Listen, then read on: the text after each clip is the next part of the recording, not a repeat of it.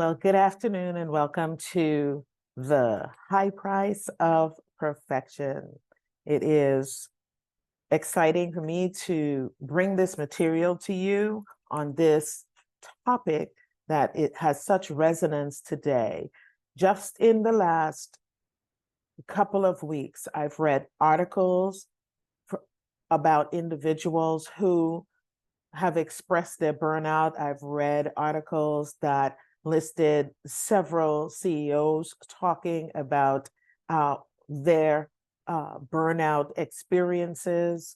I have read articles about individuals who appeared to be doing fine and yet ended up trying to end it all or actually committing suicide. So there is a seriousness about this topic and the reality that behind the facade of perfection that many leaders bring to the front, or as I would say, front with, they seem to have everything together. They seem to be super successful. They seem to have everything organized. Yet behind that, there are successful teams, but fractured relationships. They have successful work relationships, but not personal relationships.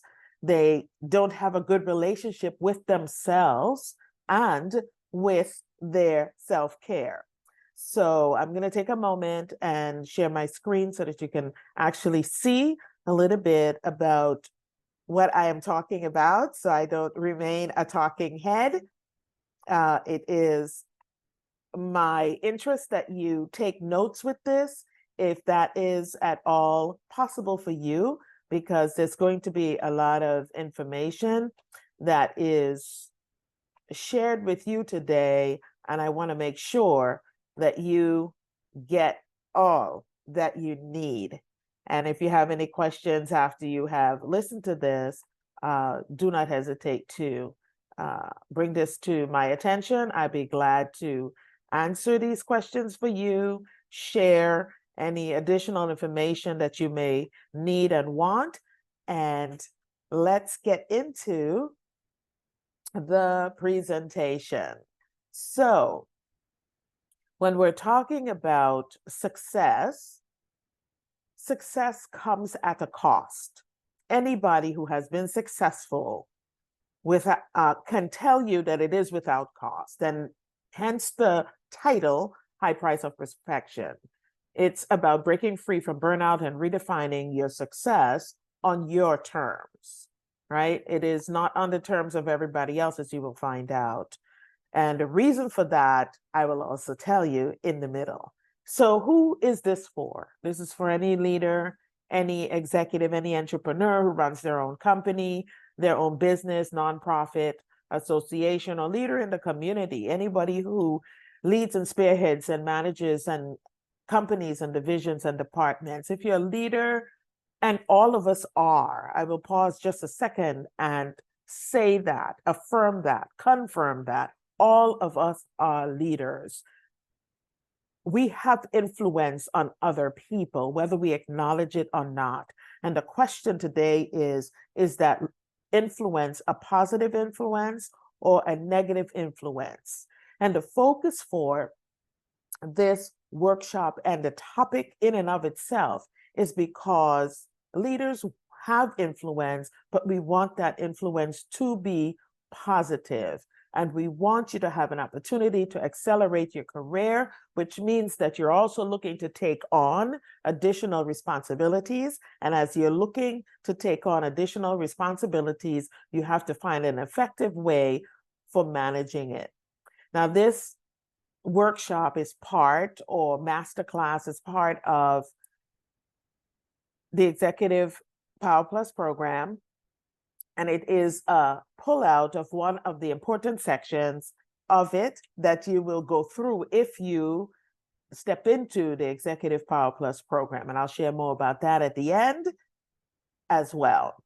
So it is in the place of mastering the transition process to another level in the same company that you are, to another company or industry, taking the skills and the portfolio that you have amassed as an executive who is high performing and driven and successful. You have a portfolio that you have built that can be portable with you, who is interested in taking their personal power to another level in terms of expanding it to other industries, sectors, and companies. And finally, for the person who has decided that the ladder that they were climbing is up against the wrong wall, or the individual who feels that it is lonely at the top and they're not getting compensated for the value that they bring to the company, and therefore they have decided that they're going to start their own company. So it's an expansion to a new company. The bottom line is, I want you to feel proud of what you're doing. I had to take a couple of seconds and share a little bit about me so that you know who I am, why I do what I do. My name is Dr. Carmela Nanton. I'm your facilitator for this workshop today.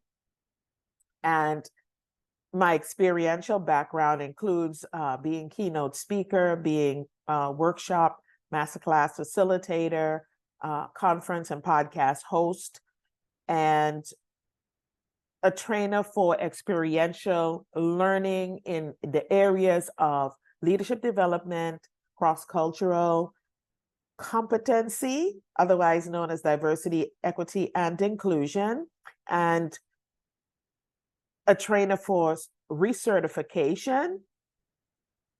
And my features are listed here. So at the end of this, you're welcome to receive the PowerPoint slides as well. So you will have that. I am most proud of the awards that I have won recently, which include winner and finalist for the Hardwired to Lead series, which, by the way, is a sponsor for this workshop. And it is a women's leadership book series in the International Book Awards contests. I also am Presidential Lifetime Achievement Award recipient for Best Black Educator, and recipient for the other publications that I have in Journal of Serology and Education, as well as for community service, yes, International Business and Biographical Institute, as well as Palm Beach County Community Service Award. My footprint has taken me as far as India and China and Hong Kong, as close as Canada and the US. I have also participated or spoken in places like Spain, the Caribbean, the Czech Republic, and so on. I facilitated international business courses on ground and online. I bring that experience together to share with you the wisdom and the knowledge that has come out of that can benefit you as well. So let me ask you a question. Have you ever felt like you've had to choose between success and your sanity? So your quest is success, but a whole lot of things are coming at you. Things are coming at you, people are coming at you, everybody thinks that you need to just be happy in the job you have and just work the job and you'll be okay. But there's something inside you that is calling you, that is pulling you to expand yourself, to accelerate your evolving into the person that you need to become so that you can do what your heart and your purpose and your calling, you believe is calling you to. It's otherwise known as vision, right? If you felt like you've had to choose between your success and your sanity, this is for you. Because anytime someone is stressing and trying to choose between many conflicting things, it ends up in a couple of things that we're going to talk about under the umbrella of burnout. And it is chronic work-related stress experience when you experience high levels of stress over a long period of time. Where does that come from? It comes from long workloads, long hours, demanding deadlines, unreasonable deadlines sometimes, lack of control or autonomy in what you do because it is demanded of you by others. Those all contribute to chronic stress, which is one of the foundational pillars of burnout.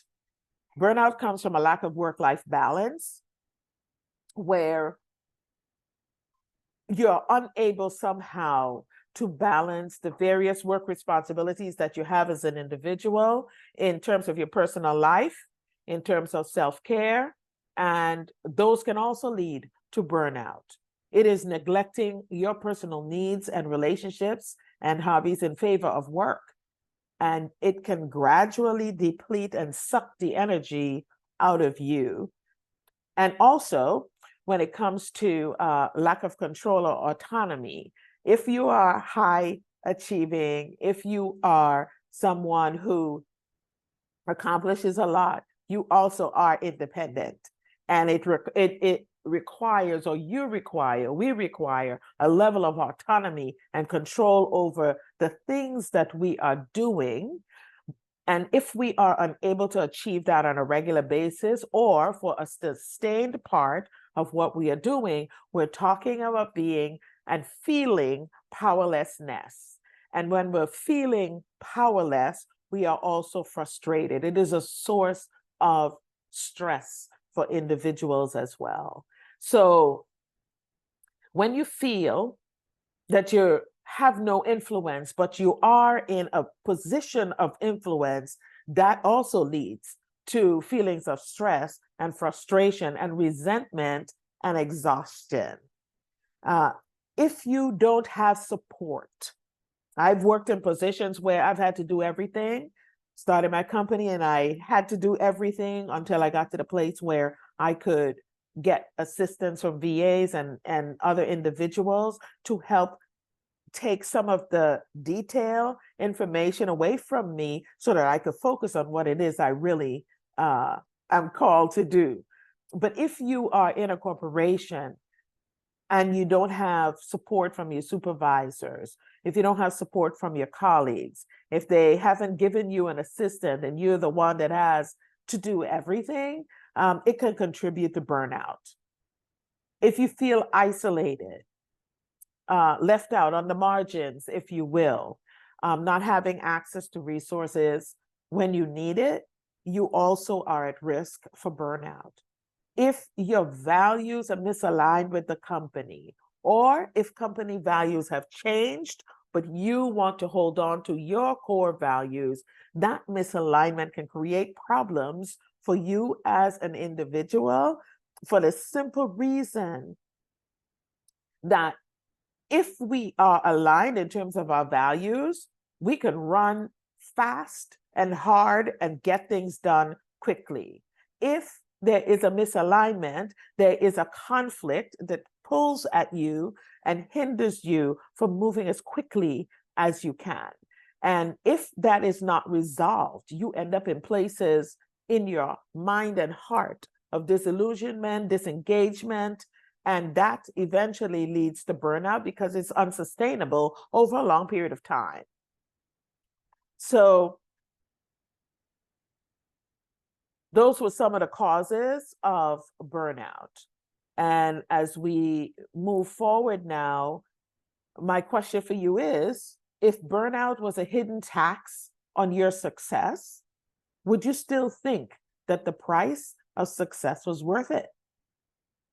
Take a moment and write down yes or no, right? If burnout were a hidden tax on your success, would you still think the price was worth it, right? People are willing to do many things to get to the top.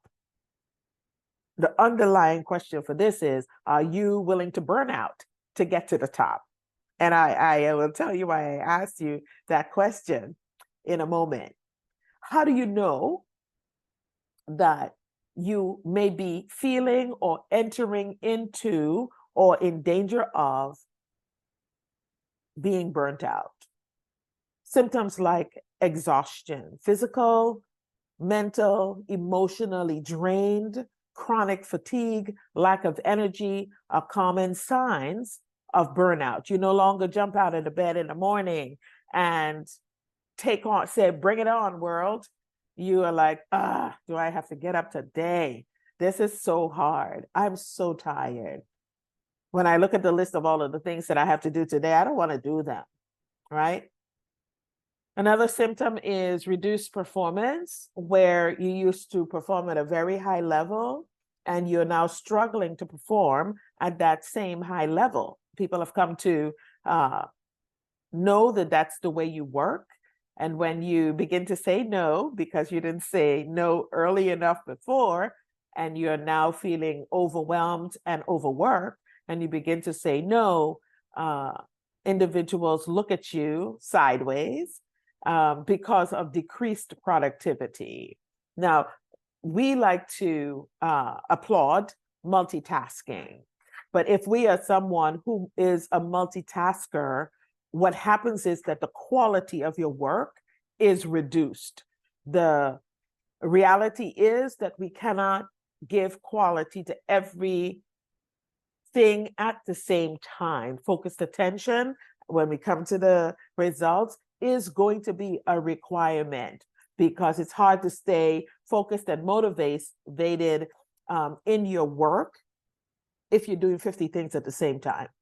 In fact, you would probably spend more time than not spinning between things, half doing things, thinking you have sent things off when you haven't sent things off, because your focus is fractured. Emotional detachment, when you're no longer feeling engaged in what you do as an individual, you get to know that I can't be upset about this. I can't be stressed about this. I got to take my emotions out of this. If you've ever said that to yourself, you are in danger of burnout. And if you're feeling a sense of indifference, a sense of apathy, loss of enjoyment and the joy that you used to have in the activities you were doing at work, and you're no longer finding fulfillment, then as an individual, you are skirting or touching burnout. If you are increasingly irritable and negative as a person in a job where you used to be pleasant and patient and willing to work with individuals, if you're burnout, you become more irritable more quickly. Your mood may swing. You may have an increasingly negative outlook because it doesn't look good to you on the inside as well. You become more impatient, more frustrated. As I am listing these things, I will provide you with a checklist, and I want you to check off which of these things you may be feeling, because they are indicators of where you may be. And it doesn't just stop in your mind and in your emotions and in your feelings, right? Burnout can manifest in physical symptoms. It can physically make you sick because it can create illness, of course, changes in sleeping habits, changes in appetite, digestive problems or irritability because you're so stressed out, your food does not go down right. And then when it's inside, you're still churning up and it churns up too, you know? Your desire to withdraw from responsibilities can also be a symptom of burnout. It is a sense of being overwhelmed and pulling back from work responsibilities and not taking them on like you used to is a sign that something is happening. Avoiding tasks, shirking responsibility that you used to handle, distancing yourself from colleagues, or pulling back from projects you used to be fully engaged in, those are symptoms. On the thriving scale, it is a lack of satisfaction, a lack of fulfillment. So you're saying is that, what's the use? Why am I doing this at all? right? Feeling unfulfilled, feeling dissatisfied, or even a lack of purpose anymore. Most companies have a mission, right? And when we have that mission as a company, we like to have all of employees talk about that mission. They want us to internalize it and embody it as we do our work. Well, when you are not satisfied and when you are not fulfilled in doing that work, you begin to detach from that mission simply because it no longer appears to serve you. And work that was once meaningful to you loses the significance and it becomes emotionally draining. So if you leave work and all you feel like you can do is just go home and flop in a chair and hope you don't have to get up for a long time, it is lack of satisfaction and fulfillment, because if you're fulfilled, you are energized, you're having fun, you enjoy what it is that you're doing. And from all of the symptoms that I've given you, I guess you're beginning to pick up that it shows up in huge complexity. We may not think that we're in burnout as a person.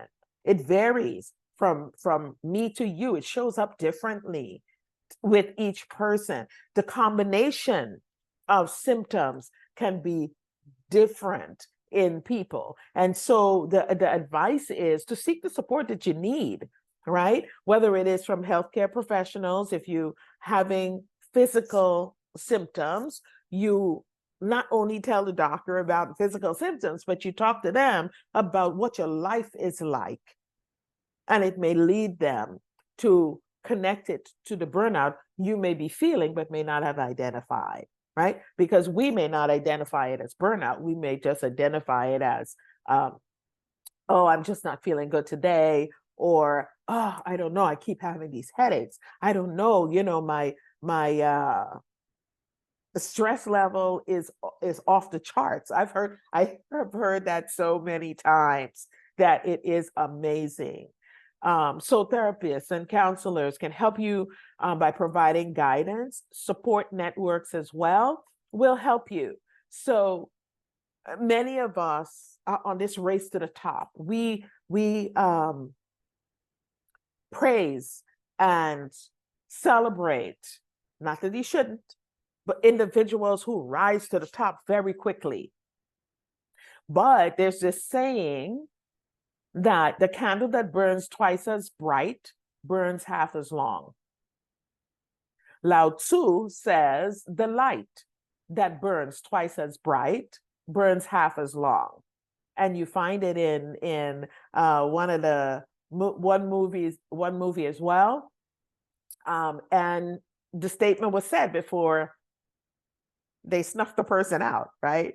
And the person was young. So the point of this comment is to share with you that yes, your rise to the top may be meteoric and like a rocket, but we also have to understand that if you are burning the candle at work and then having to come home and burn the candle, which is especially true for women in particular, but it's true for men too, right?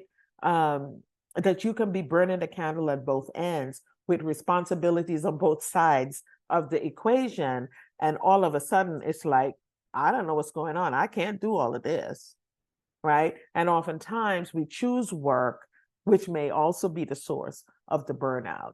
So keep that in mind as well. One of the symptoms of burnout is second guessing. I know it's often talked about on its own, but one of the symptoms of burnout is imposter syndrome. It is a second guessing of who you are as a person, a second guessing of what you know as a person, and a second guessing of your skills and expertise. So I'm here to tell you that you didn't get the position because you didn't know what to do, particularly with women. You didn't, not only did you know what to do, but you were probably overqualified for the job. And to believe that you now all of a sudden don't have the skills or that you're second guessing yourself and your decision making, or you're losing sleep, running over stuff in your head over and over and over because you did not trust the decision that you made. You're doubting yourself. For example,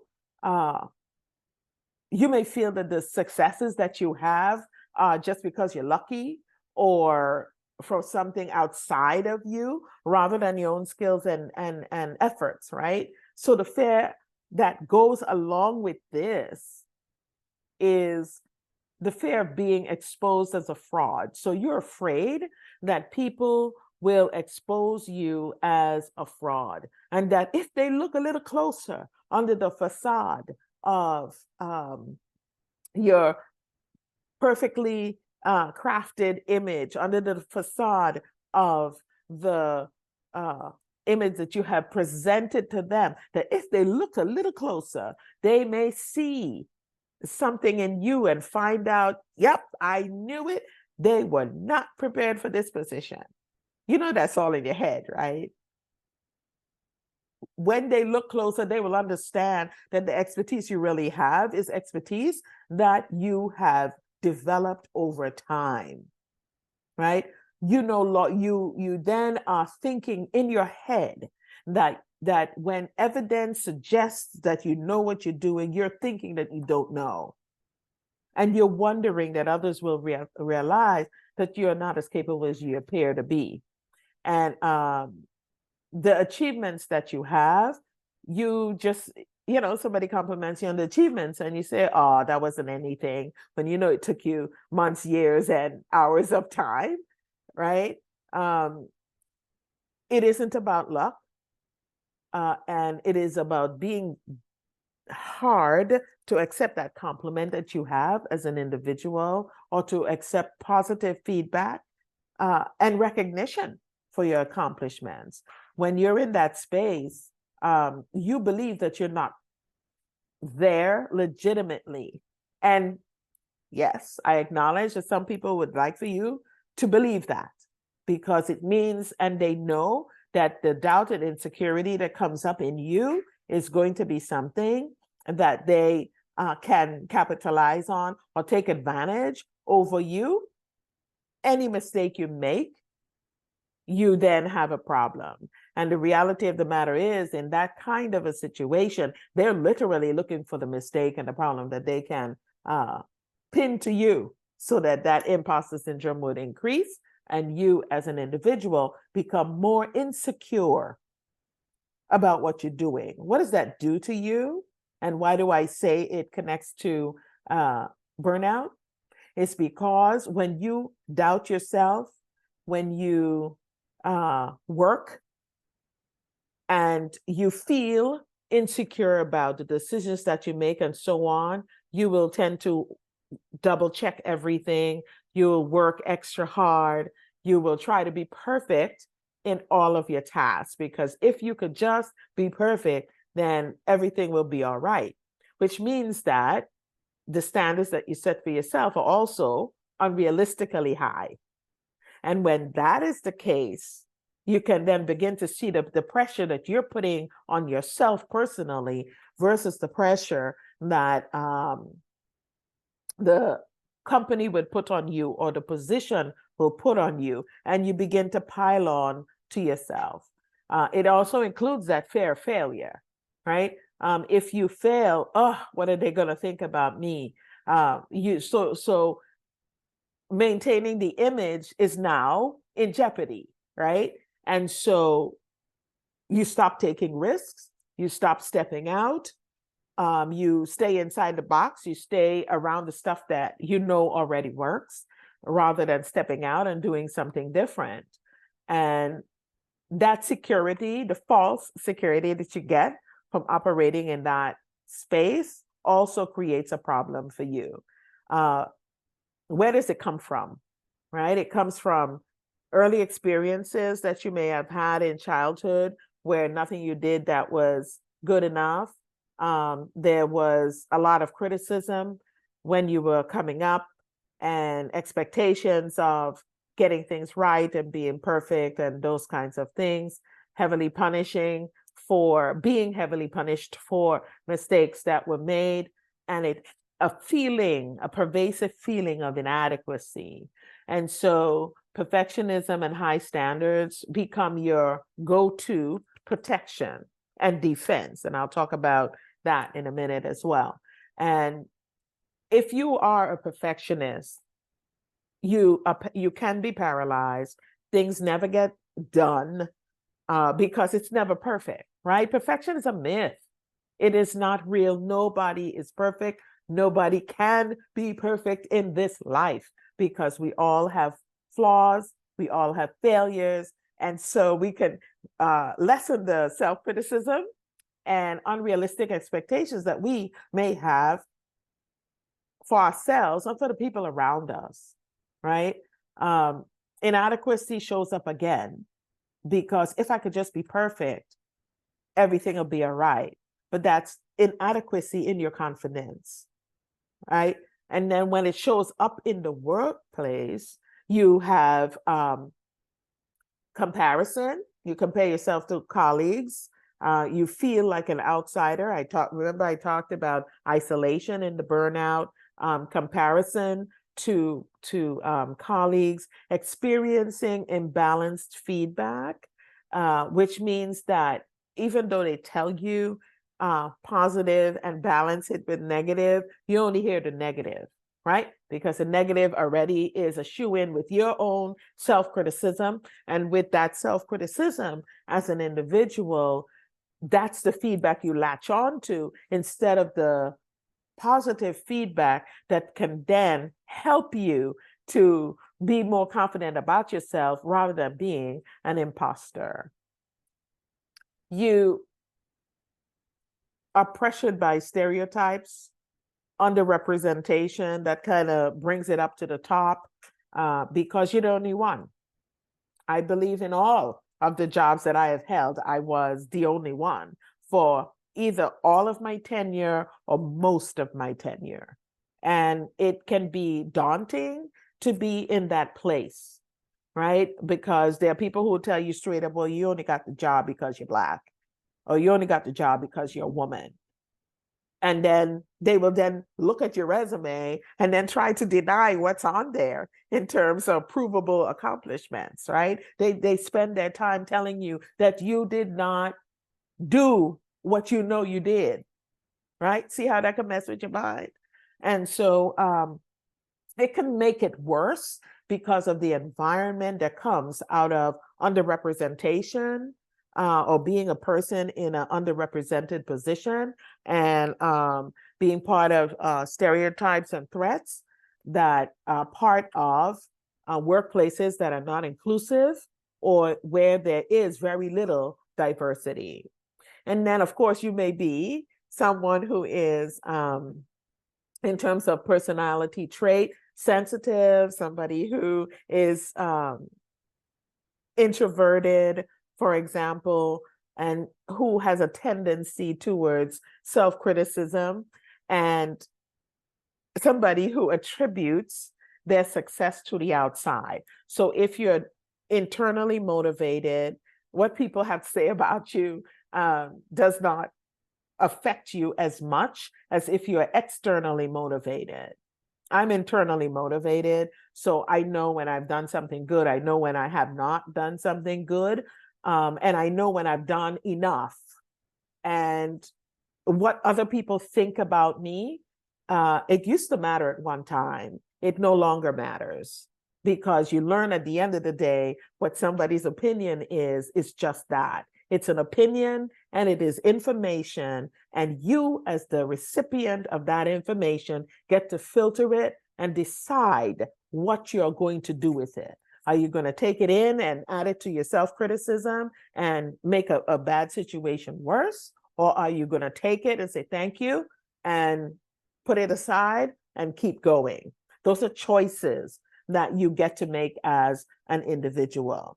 And it's important to note that that imposter syndrome and burnout can affect anyone. In fact, Harvard Business Review study showed that 61% of CEOs that they surveyed said that they were lonely, number one, that they felt burnt out, number two. So 50% of the ones who felt lonely also felt burnout.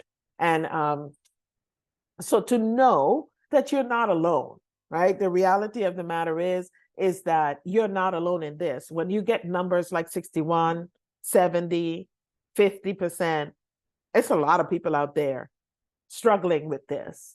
And so it is in part why I brought it to the table, because at the end of the day, if a lot of people are suffering from it and we're not addressing it, what's up with that?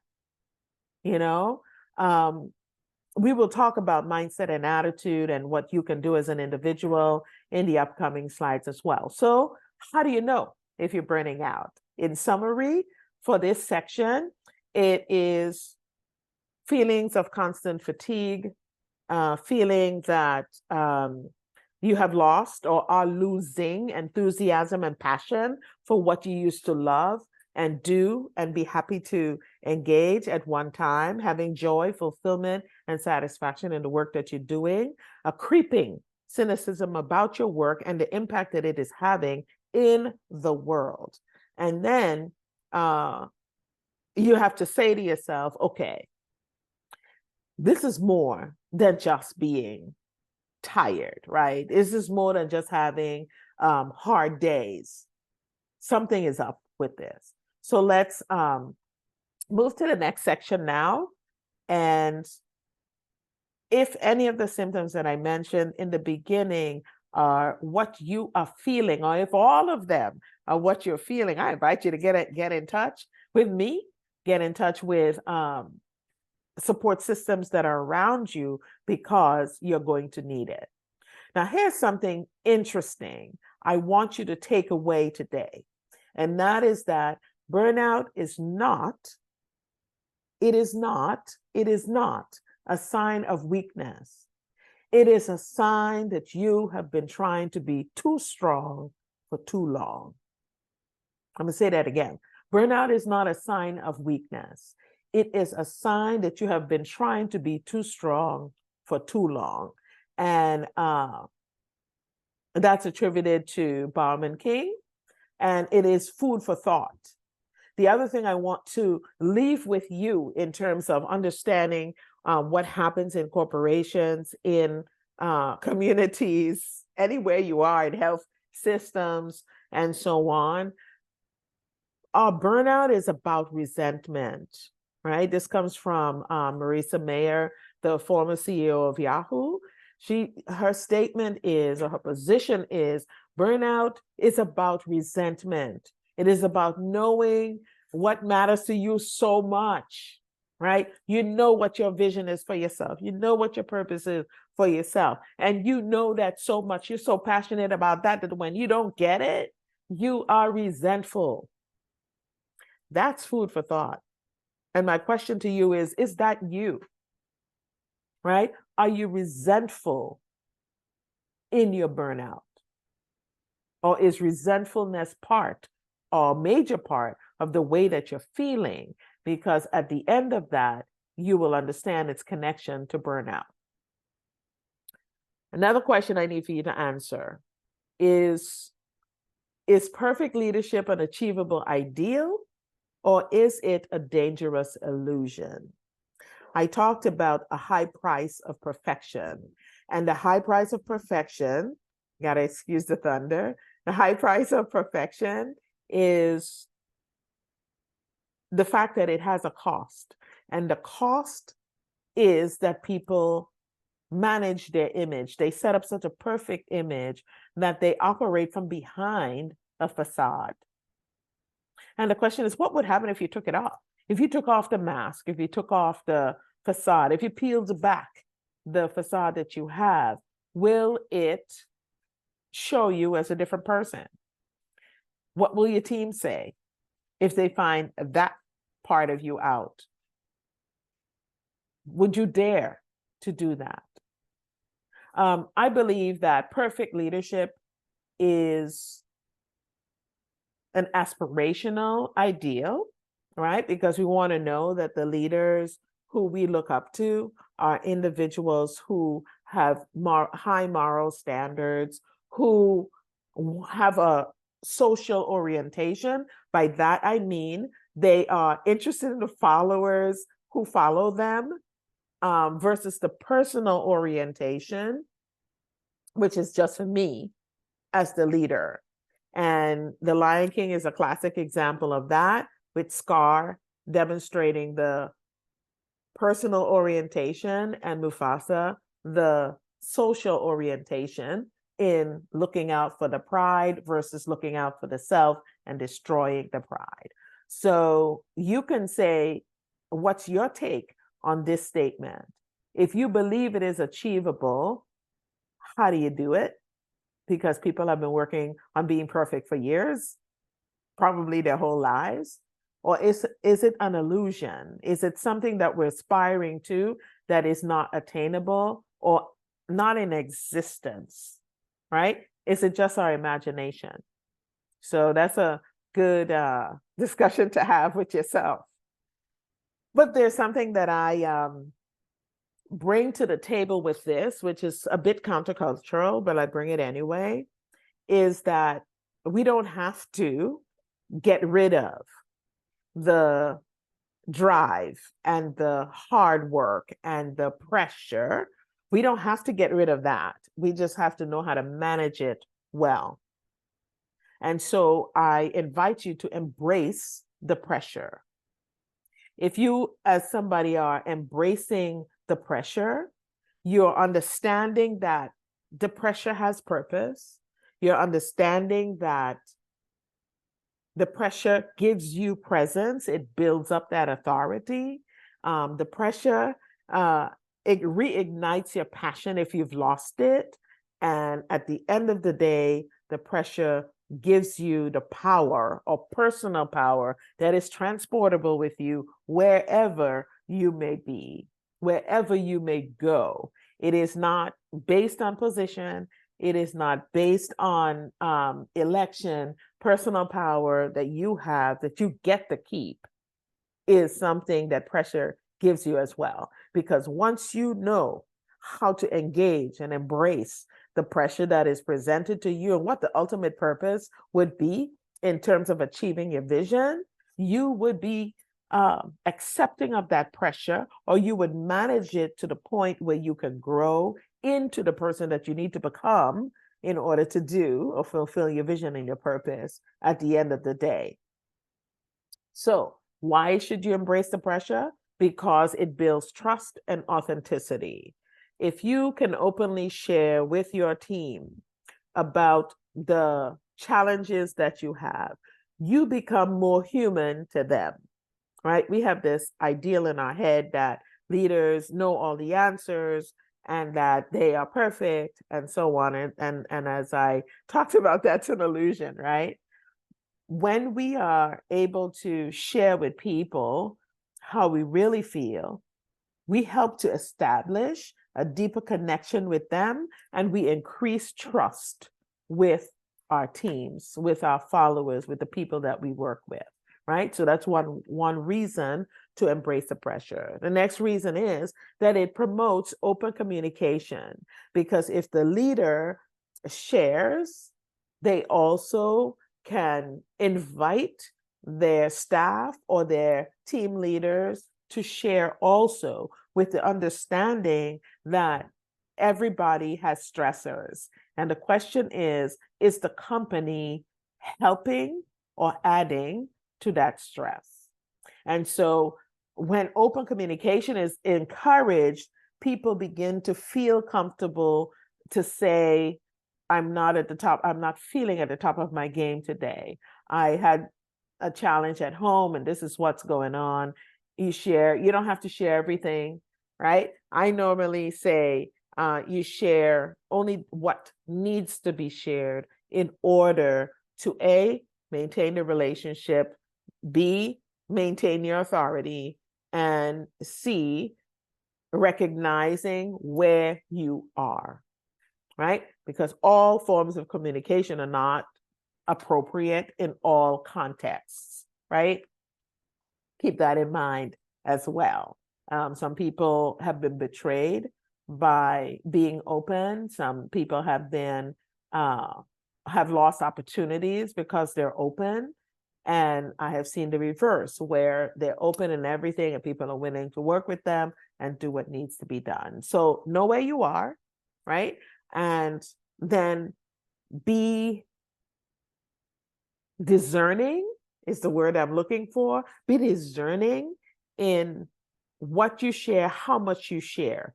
But sharing and authenticity, vulnerability is what they call it today, is important for your team connection. It encourages learning from mistakes, because if you're honest about a mistake that was made, you can then shift that energy from mistake, shift that energy from mistake to demonstrating that it's okay to make errors, as long as you learn from them. I call it learning forward. And it is making everything a learning opportunity.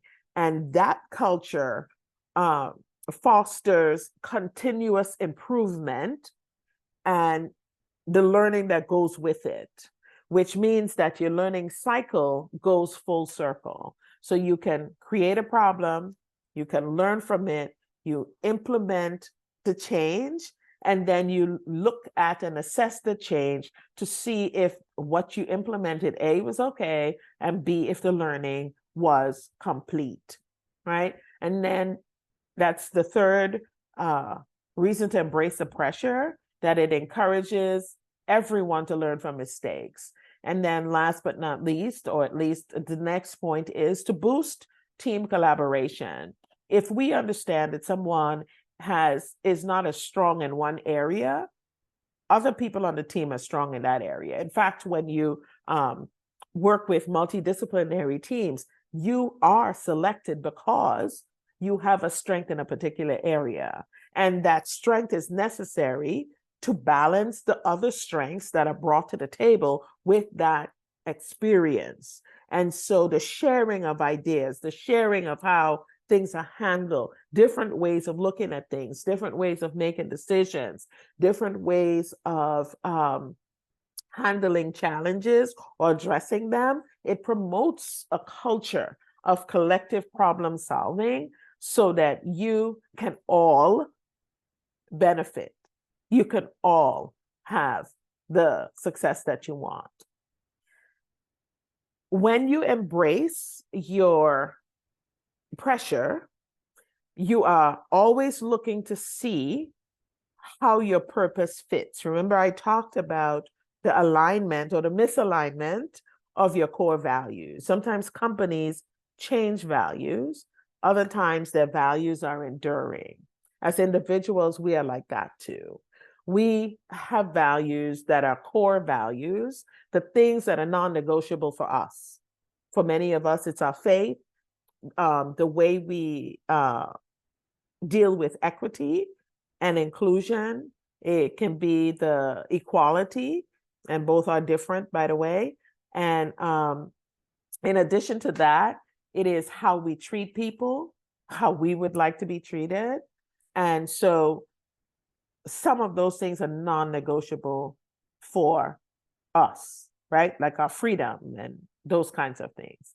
So when it comes to redefining our purpose, if you are feeling burnt out, if you're feeling stressed out, if you're constantly feeling that you're an imposter, you might need to reassess and redefine what your purpose is to make sure that it is aligned to your vision, to the company's vision, so that you can run quickly together, right? Because you can go further when you run together than you can when you're running by yourself. You may be able to get there faster, but you cannot go further. So when we redefine our purpose, you do it because it is your GPS. It is the guidepost for you, the direction in which you are looking to go. And it involves your vision and your mission.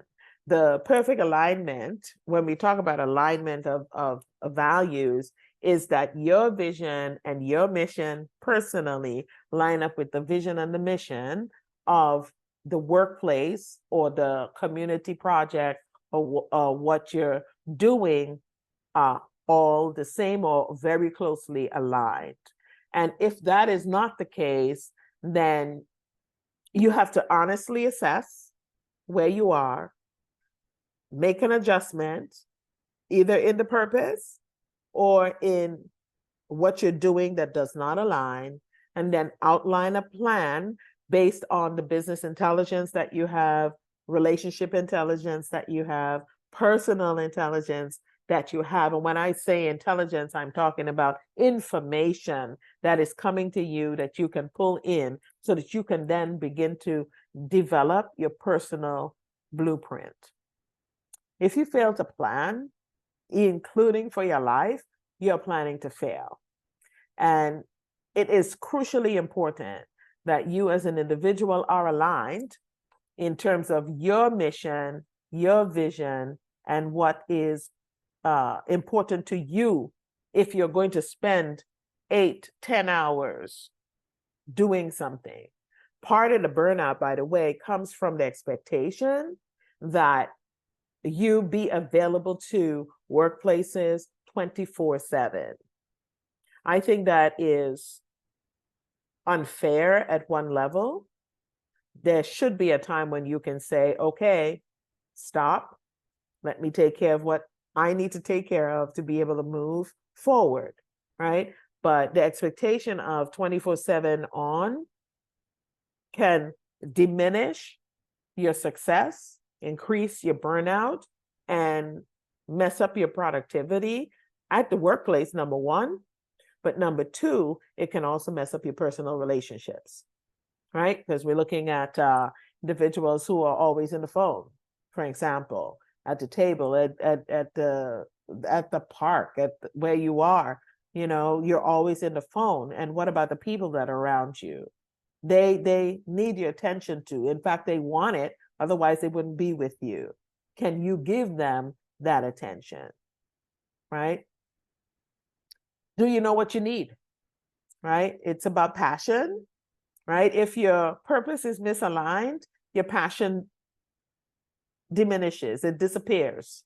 And so the question is, if you are feeling like you're no longer passionate, you need to pay attention to that. Why do you need to pay attention to that? Because when you're passionate, there's a level of genius, a level of flow in terms of creativity. It's what people will call their sweet spot, where you operate at your highest level of excellence with the least amount of stress and challenges that you have or that you can face. It's just easy in terms of the flow, and the creativity just keeps coming and pouring.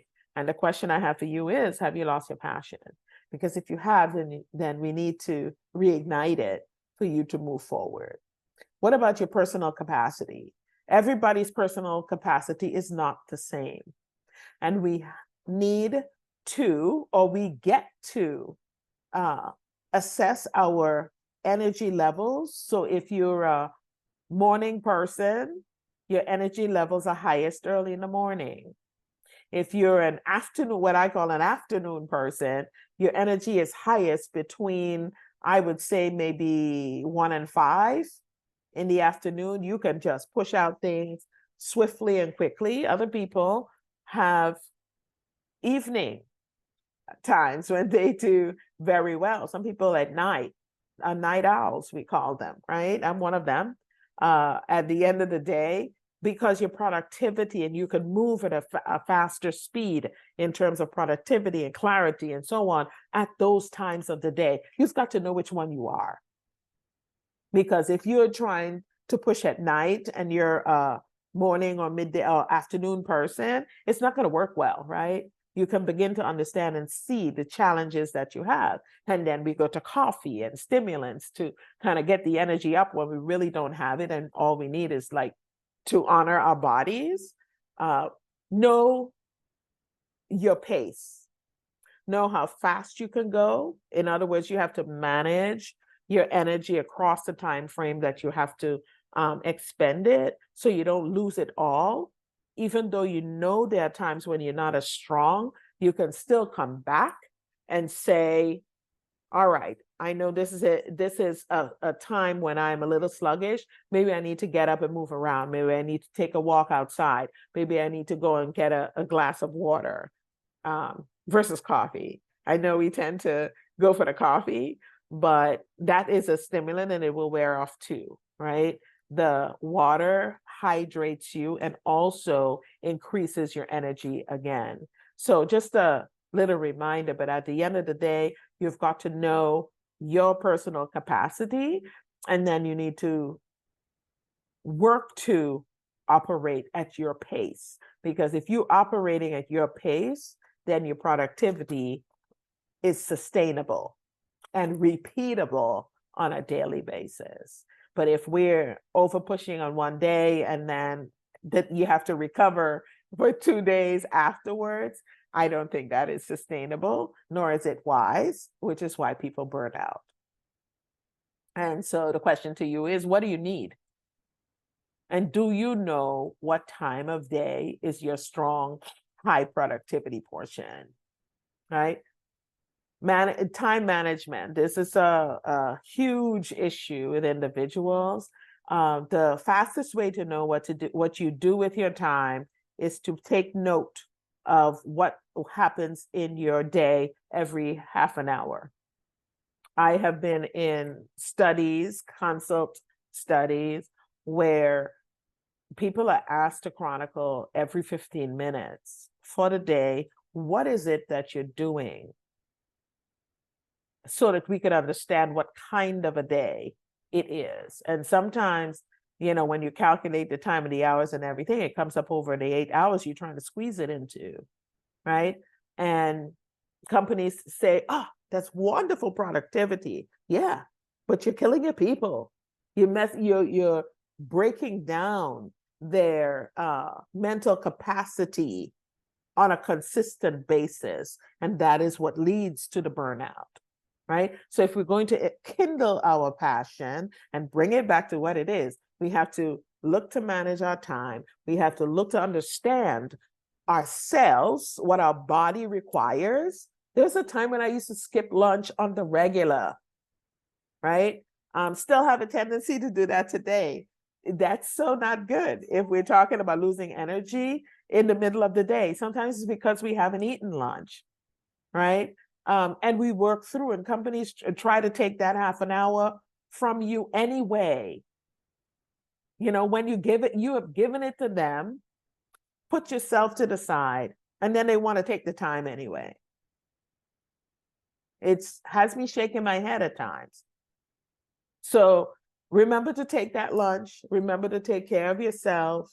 Remember to reserve or preserve or reignite your energy, and understand your pace and your body and how to manage your time if you're going to keep the joy and the passion in your life and your work. Right now, the responsibility is for honest evaluation and assessment. Where are you right now? How are you managing? Where do you want to be in terms of what you're managing and how you're managing it, and what is in the gap, right? How do we close the gap between where you are right now and where you need to be? And that's journaling work, and that's specific action work as well. And the last piece that comes with understanding how to manage and embrace the pressure is getting support, right? Many times we don't have the support that we need. And in terms of the support that we have, know what resources you have at hand, know what resources you need. If there's a gap, work to fill the gap, because working 2 and 3 jobs as one individual will burn you out. It's a no-brainer, right? But we do it so consistently, we keep doing it. So pay attention to that. Build a team of supporters. whether it is the key skills that they bring to the table. I talked about multidisciplinary teams. You also have different groups, different types and forms of groups. Know the skills that each person brings to the table so that you can then capitalize on it and share the load, share the energy. No social loafers allowed. And understand the key positions that you need to take on for the growth of your business and the growth of your career. I need to say that again. Understand the key positions that you need to take on for the growth that you need of your business and your career, or by career, I mean yourself. Why do I say that? That is important because if you are looking to aspire to a top leadership position, you have to have certain experiences. If you don't have those experiences, even though you have time and longevity, you will not necessarily perform well in the job because you've never been exposed to it. So there are growth positions or stretch opportunities, growth opportunities that you can and are invited to engage with what you're doing right now so that you can stretch into becoming the position or the person that you need to become for the position that you're going to need, right? And that is crucially important. So it means that in terms of your supporters, you have to connect with your leaders, connect with mentors, connect with professional associations, connect with speaking opportunities so that you are out there, so that there are supporters around you from every direction, above, below, to the right and to the left, or horizontally, so that you are well-rounded in the person that you are becoming. Because that's where the opportunities come from. Opportunities show up from below, from horizontally, from your peers and professional associations, and from above. The connections also help you to connect with information that is needed in the industry, or opportunities that are coming down the pike, ways for to find new jobs and those and the like.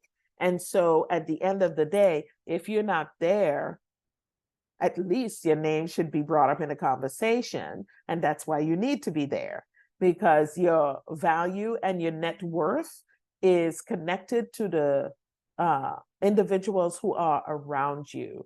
Your personal power is expanded by the network that you have. Your opportunities and possibilities are expanded by the network that you have. So create a network of supporters. If you're burnt out, that becomes crucial as well, because you can get a network of individuals who understand what it is you're going through.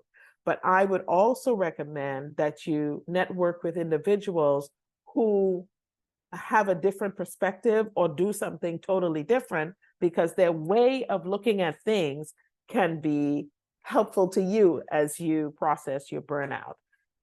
At the end of the day, it's about new eyes, new perspectives, new ways of looking at things, because at the end of the day, you really cannot do it all. You just can't. I don't know anybody, and I've lived a good bit of time right now. I don't know anybody who has successfully been able to do it all. And so getting the support system around you, both personally as well as professionally, is going to be huge. Make sure that you include among them your critical thinkers or your divergent thinkers, the one who asks a lot of questions, because you need to consider those questions as you move forward. So some examples for why, which are metaphoric, that you can use as a reason to help you in terms of understanding why pressure can be embraced. If we did not put the pressure on roses, we would never have them as an essence of perfume, right? So you can't rub, well, some people do, but you can't rub the roses on you and get perfume, even though at a first pass level, that is possible. But if you want the real essence of the rose in your perfume, you've got to press it down to the oil, mix it with some oil so that you can have that fabulous perfume that catches the attention wherever you go. Olive oil is another example. When you know that olive oil is present in every culture, every restaurant, every home for the most part, you understand that it is huge in its presence globally. Where does it come from? It comes from little olives that don't grow everywhere. But when those olives are pressed and they are crushed, the oil that they produce represents something that can grace any table, any culture, anywhere. Consider that. When you think about pressure, another example is the caterpillar and the fact that it starts out as a caterpillar but ends up as a butterfly. And you say, well, is that pressure? Yes, it is, because the caterpillar spends time in what is known as a cocoon. And in that cocoon, it develops. It is hidden for the most part until it is time for the butterfly to come out. And the butterfly pushes itself and squeezes itself and tries to get out of the cocoon. If we as onlookers try to get them out of the cocoon too fast or too early, we can mess with the wings of that butterfly. We can mess with the strength of those wings, the ability for them to stretch them out and really fly, because we would have prematurely aborted their growth by taking the pressure off too soon. Think about that for a minute, right? When as individuals, I talked about, the fast rush to the top when you're super young and those kinds of things. And we appreciate that and applaud it and support it. But it is also necessary to understand that sometimes we catapult individuals into these leadership positions that they're not prepared for because they have not stayed in sufficient time in the cocoon. The word of God, for those of you who read it, and for those of you who didn't know it was in it, requires that leaders be seasoned. And if you are a cook, you know that you season the meat with various condiments or various spices so that it can take on the wonderful taste and create the perfect aroma that it is so inviting in restaurants, right?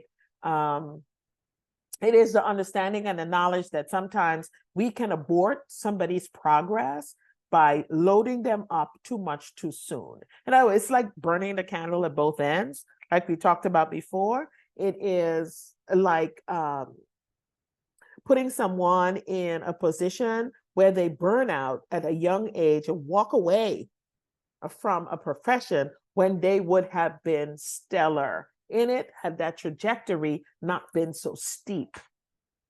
All right. So in the understanding, particularly for mentors and developers and leaders who are developing other leaders, which you should be, don't rush the process. Sometimes we have to wait for the process to be played out, the passion to be created, so that they can then, as rocket ships, be propelled, as butterflies spread their wings and fly, and as the air in tires of trucks, they carry tons of weight, right? Just a little bit of air. So the ability to stand the pressure also has to do with what you've got in your tires. The things that keep you going are perfect in terms of the underlying foundation that is necessary for you to carry the pressure. And finally, in terms of an example, the embracing of the pressure increases your influence, your power, and your net worth.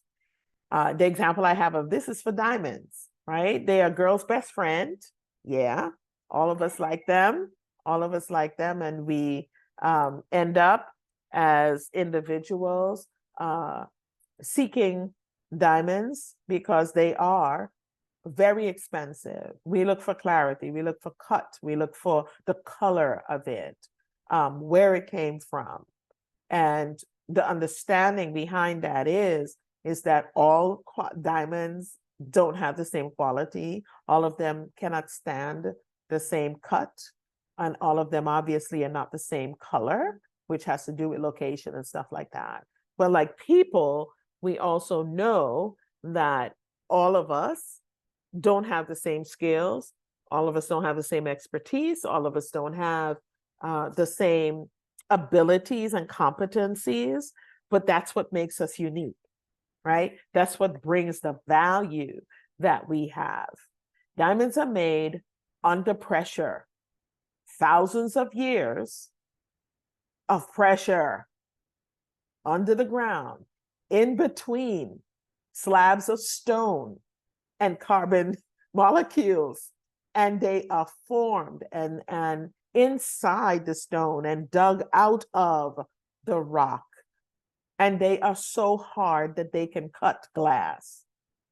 So the point that I'm trying to make is this: becoming brilliant and sought after requires pressure to capture the essence of the luxury of your skill, the value of your expertise, the importance of your contribution to society. And whether it is perfume, about the essence in you that we're creating, those are the core values that you step out with in life. The experiences in life that pressure you also press in an essence from you, good or bad, right? And that essence is what you carry with you. It's the fragrance that determines the presence and the authority that you may have in the world. And sometimes it's a facade, and other times it's genuine and it's beautiful and it's priceless. So as we shift from that, which is why the leader should embrace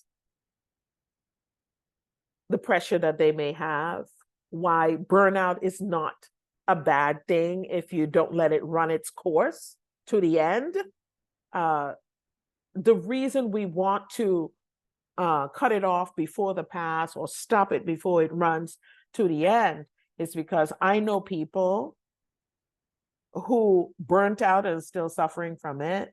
I know people who burnt out and left their professions and their lives, some of them. I know people who are burnt out and still struggling trying to make it because they are in denial about that burnout. And then I know people who have burnt out, who have been hospitalized, who have come back and understand themselves in a different way and are able to manage and integrate their work life and their personal life, putting self-care at the top of it. Because particularly with entrepreneurs, if you understand that you are the business and you are the brand, you have to also understand that taking care of yourself is taking care of business. And that is so important, because if you're burnt out, then nobody gets to do anything. The company is burnt out. Consider that for a moment. The same is true for leaders in organizations. If they are burnt out, their teams feel the heat and the mediocrity, and nobody benefits at the end of the day. So what's a company to do? Here are a couple of suggestions for your company as well as we wrap this up and bring it to a close.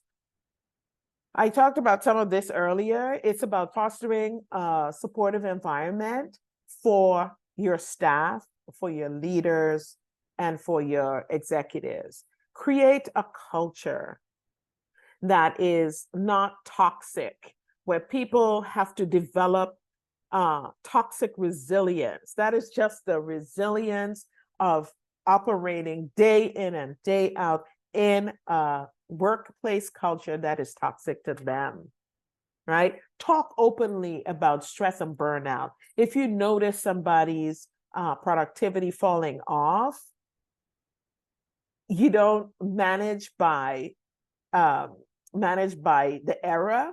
You manage by what is going on with the whole person, because at the end of the day, it's the whole person that comes to work. And if they need a mental day, I'm so glad we actually get to the point where we can say those things.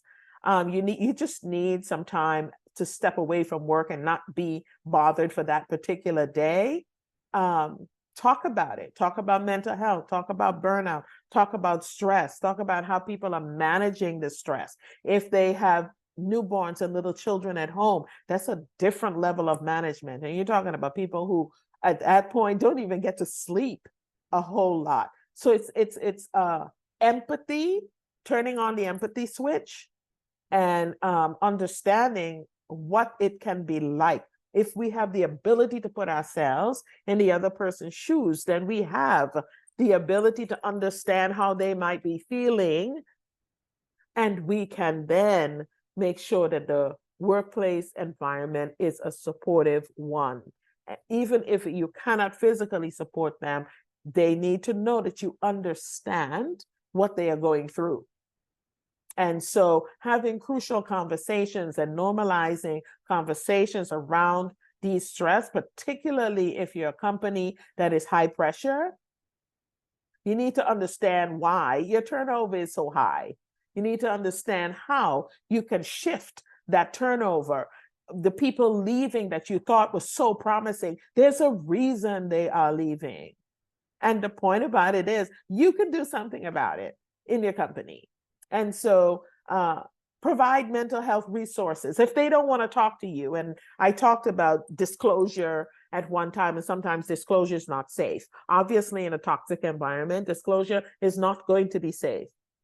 And if you're the leader, you will disclose some things to the people who are working for you, but you are better served dealing with those disclosures on the outside so that you can bring your whole full self to the team that you're working with and managing, as opposed to bringing all the drama in with you, right? We don't leave ourselves at the door. I know people try to say that, but we don't. We bring ourselves in. So if you haven't slept, yeah, you may nod off. If you are tired and burnt out, you may come in and be irritable. We need to understand who it is that we're working with and what kind of pressure they are under, and see if we cannot pull them up to the aspiration of the perfume and the olive oil and the butterfly transformation and the diamond at the end of the day. All of those processes take time. So offer the resources, the services, mental health days, stress management workshops like this, so that they can understand what it is they do, and physically what they need to do with it as well. Encourage leaders to talk with their teams, and if somebody needs help, give them the help without labeling them, putting a stigma on them, or giving them penalties for having the need. That's perhaps why people are not talking, because when they talk, there's a penalty that's attached. So at the end of the day, make sure you provide those resources and support systems around them. If you know someone has a high pressure job and you have steadily refused to give them an assistant, give them an assistant. You will benefit in terms of the profit and the revenue, because they have benefited as well, and they can bring the best work to the table, right? Redefine success metrics. Now, this is the touchy space, but the most important space. Sometimes the metrics that we have set up are inhumane. And I use that word specifically because while it may work for one or two people, it does not work for the 98%. And so making a metric that works for the 1 or 2 people, a metric for the 98% is unreasonable. And so it is a reevaluation. You hear me talking about assessment and evaluation and looking at things. There's a purpose and a reason for that, right? You have to understand and define and redefine what success looks like in your organization and what success looks like in the roles that these individuals are playing in or working in the organization. Success looks different at different levels. Success looks different in different roles, with all of them coming together for the benefit of the company, the increase in your revenue, the increase in your reputation, and the increase in your resources. So move away from a sole focus on productivity and profits. Yes, that's the bottom line. We know if the bottom line doesn't work, the rest of the company doesn't happen. But if the rest of the company is not able to function at their optimal, your productivity and your profits will suffer. So the other recommendation for redefining success metrics is the reality that a holistic view of the people who are working for you is always in your mind. I said when people walk in the door, they don't leave themselves outside. I meant that. We cannot expect individuals to leave their hearts and their minds and their feelings outside and come inside and still work well for you, right? So it includes their well-being. It includes their employee engagement, getting them to collaborate, to have fun, to enjoy working with each other, and that you are contributing to their quality of a work life. So if you know you have toxic environment and toxic people working or toxic managers, that needs to be addressed, right? They should not be promoted because then the damage is exponentially increased because more people are subject to it, right? We have misplaced, and I'll do a workshop or a podcast on that. We have a misplaced perception of abusive leadership as good leadership. I don't know where it comes from, other than that we have, taken the theory X and Y and really focused on X, even though we way past the Industrial Revolution, right? So at the end of the day, it is about understanding that the quality of the work life makes people want to come to work, makes people want to work for you, makes people want to give you their best, and makes people want to be proud of what they have brought to the workplace, right? It is the understanding that as CEOs and leaders, that it can be very lonely at the highest rungs of the success ladder. It can be lonely because there's not a lot of people up there, right? And you may feel that you can only share with other CEOs. I beg to differ with that. You can share with other people who care about you. And in understanding that, we can then find support systems of individuals who will listen to you, take a sounding board, and just allow you to share and work together with you to reduce that loneliness and increase the satisfaction in that leadership position, so you don't feel isolated. Step down and go down among the people that are working for you. Find out what it is they're doing. I love the Undercover Boss show because it helps the CEO to know, the people that are working for them, those who are working well, those who are not, and why they're not performing as they should. I guarantee they can tell you a list of things. And it helps you to get in among them so that you understand what they are going through and what it will take to satisfy them. And I can guarantee you that when you have accomplished that, there's a level of satisfaction that you as the leader will have just because they're satisfied. The entire organization changes. So the other side to this loneliness at the top of the rung is that you can be at that top of the ladder and realize, I don't want to be here. We say it nicely. You find that the ladder is at the leaning up against the wrong wall. That is a reality, that there are times when you have reached to the pinnacle and the top of something and you realize, nah, this is not what I wanted. How did I get here? You know, so that's important to remember as well. So how do we get to, as I wrap this up, how do we get to the place of changing and embracing the pressure? If you have been struggling, if you have been challenged by burnout and you're ready to walk out, oh, the next person that comes to me today is either going to get it or I'm going to have to leave. We don't need to get to that place, right? We can be a person who understands that if you are not happy and you cannot leave immediately, because that is understood, you can't always just up and leave if you want to, but you can. There are people who have done that. You need a new mindset. Is there a way, another way that you can look at things that makes a difference?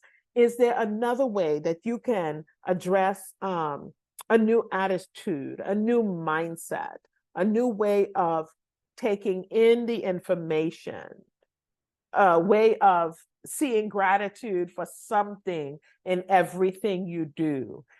Is there a way that you can manage your mind? The expectation, the ask is to close your eyes for just a moment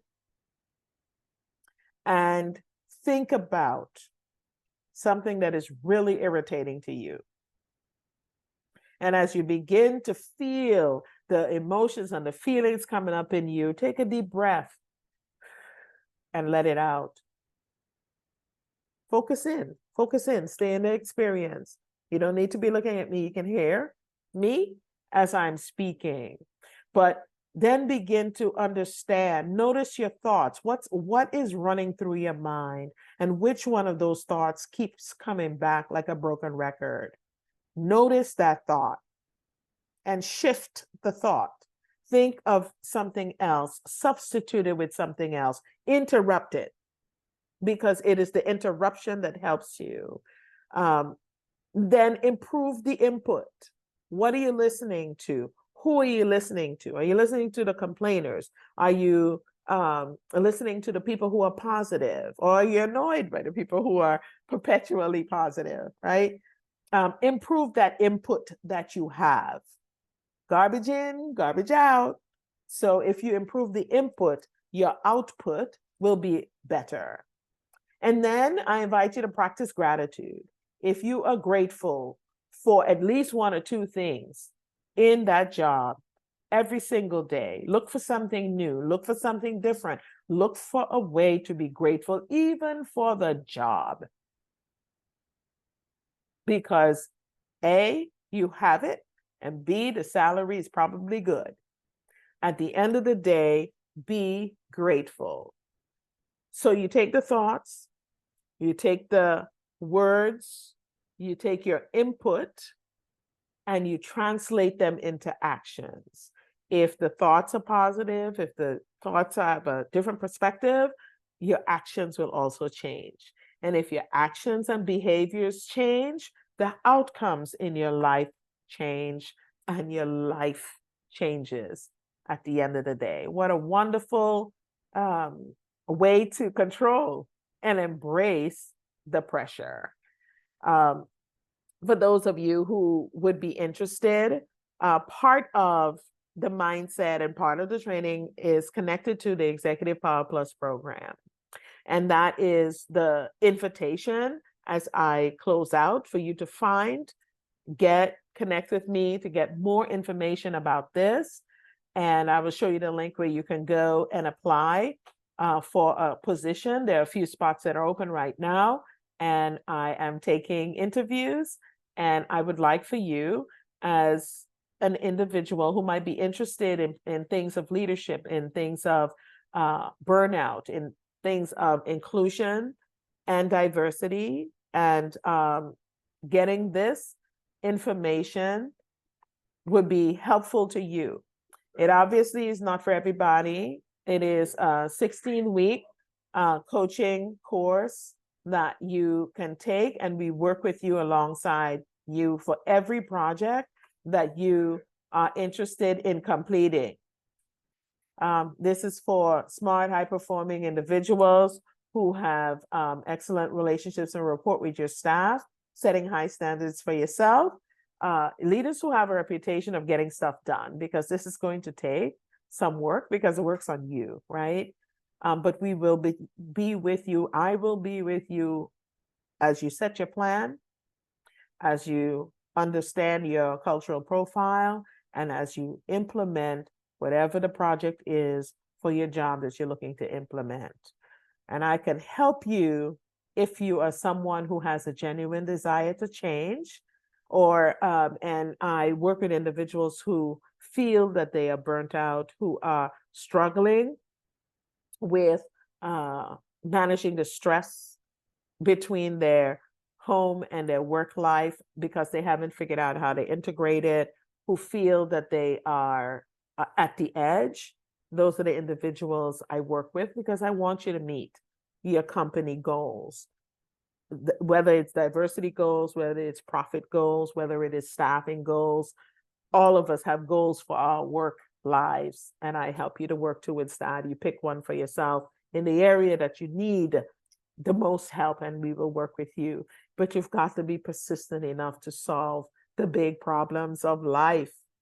Why? Because change is not easy. Change can be difficult. We resist change, even though we change every second. I know it don't make sense, but that's how we are as human beings. You have to be willing to solve the big problem of life, because that's you.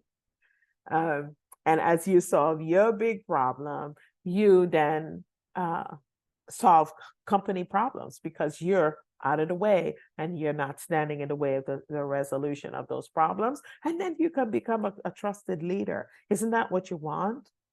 You have to be someone who wants to understand what skills you bring to the table, what your personal power is, and create a portfolio together so that you can use that to leverage your acceleration or your transition or your creation of your business into something that makes you proud and happy. So how do you get in touch with me? If you want to be unstuck, if you want to eliminate self-doubt, imposter syndrome, if you want to reduce or knock out your burnout, break through your burnout altogether in terms of analysis paralysis, if you're an action taker, and if you're coachable, if you're decisive and resourceful, because I'm a truth teller, I'll tell you the truth. And for some people, that's not good, but that's the only way it works. If you know the truth is what sets you free. If you then take the steps and the actions to make the change. If you're somebody who's willing to follow through and finish what you start, and if you're someone who doesn't mess around and is serious about the results you say you want, here's what you do next. You can get a free breakthrough call with me. And that free breakthrough call, you go to the link Personal Power Shift, all one word, personalpowershift.com/apply. It is an application because it requires a personal investment in yourself. You have to have skin in the game. I think you are aware of that as an executive. But when you go to personalpowershift.com, you get on my calendar, pick the shortest time you have available, because I don't want you to miss out on the opportunity because you've waited too long. It requires a short application. so that I can get to know you a little better and what it is you're interested in working with me on, and to see if we're a good fit. And if we are a good fit, then we can move to the next level when we meet on the appointment. So it's been a wonderful pleasure. And for those of you who stuck around to the end, you can get a free gift if you text 66866. It's called 3 Secrets for Leadership Acceleration. And the word that you text to that number is LEAD, LEAD. And that word will get you your free gift. And so,